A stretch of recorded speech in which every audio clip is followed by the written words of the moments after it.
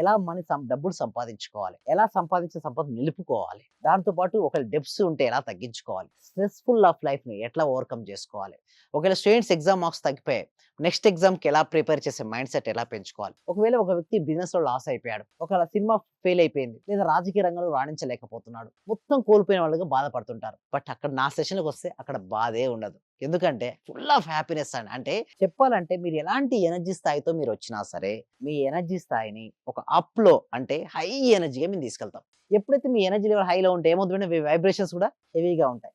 మీ frequency స్థాయి హెవీగా ఉంటుంది. ఎవరైతే మనీ అని ఎంటర్ చేస్తారో నేను ఒకసారి కామెంట్ సెక్షన్ రాసినప్పుడు చూసానండి. వాళ్ళ కామెంట్ సెక్షన్ రాస్తే ఫస్ట్ నా క్లాస్‌కి రాకముందు వీడియో చూసారు.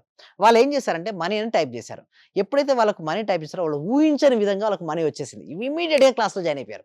సో, ఎలా పాసిబిలిటీ అయిందంటే మనీ అనే ఒక పవర్ పదే పదే పలికినా, విన్నా వస్తది మేడం. అంటే ఒక మనిషిలో చేంజ్ తీసుకురావాలంటే మీకెంత టైం పడుతుంది? వారు ఎంత పాస్ట్ లైఫ్‌ని ఎక్స్‌పీరియన్స్ అయ్యారు. అసలు వాళ్ళ లైఫ్‌లో ఏమేముందో అది చూసిన తర్వాత నేను చెప్పగలుగుతాను.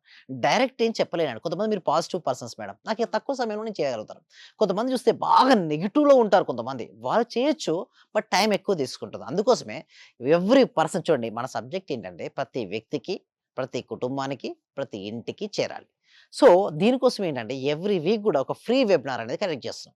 ఆ ఫ్రీ వెబినార్‌కి వారు అటెండ్ అయ్యి ఓకే. ఒకవేళ నేనిచ్చిన డెమో క్లాస్ గనుక వాళ్ళు నాకు నచ్చినట్టయితే, నాతో పాటు వాళ్ళు 6 రోజుల జర్నీ చేయొచ్చు.